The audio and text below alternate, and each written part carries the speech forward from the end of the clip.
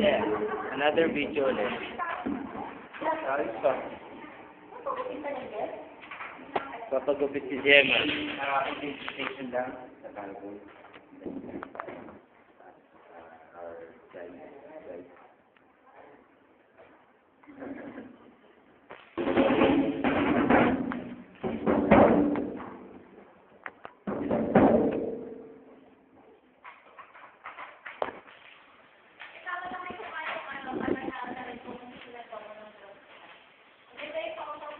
Pupunta sila mamaya. Ano nga pala sila yung nag-invite sa atin nung pa?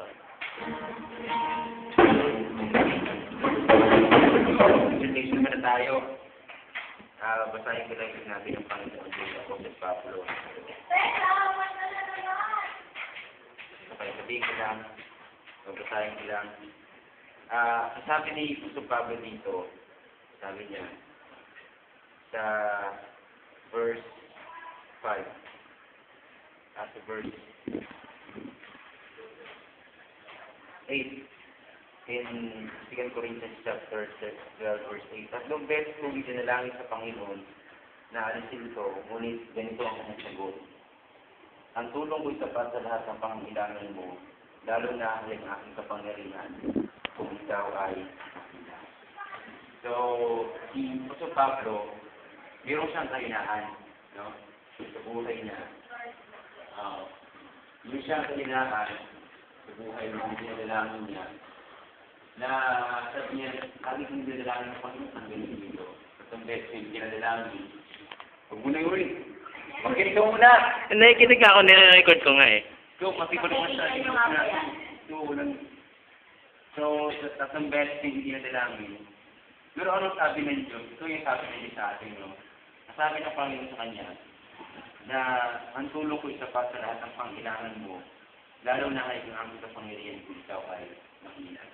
Sabi ng Bible, blessed are the poor in spirit, for there is a kingdom. They shall inherit, heaven, no? They shall inherit the kingdom of God. So, para sa atin, sa Tagalog ito, mapalad yung dukha, no? Dukha spirito, kapag sila ay para sa karya ng Diyos. So, Ituloy lang. Anong mensahe dito sa atin bilang tayo ng mga nililito sa Panginoon? Lagi natin tatandaan na pag tayo nagmamagaling sa harapan ng Panginoon, hindi natin meron natin yung strength. Yun. No? Pero pag kinikilala natin sa buhay, no? So kinikilala natin na Lord, maging ako. Kasi wala namang magaling sa atin eh. Pag sinabi kasi natin magaling, ay di tayo samahan ni Lord. Amen. Tama? So lagi natin din kung bang sa ating laging tatandaan, hindi natin kayang drums, hindi natin kayang umuto. Nakula ang Bible kung walang usulta. Kasi umasa tayo, no? Sa Bible. Patayin mo. Patayin mo na.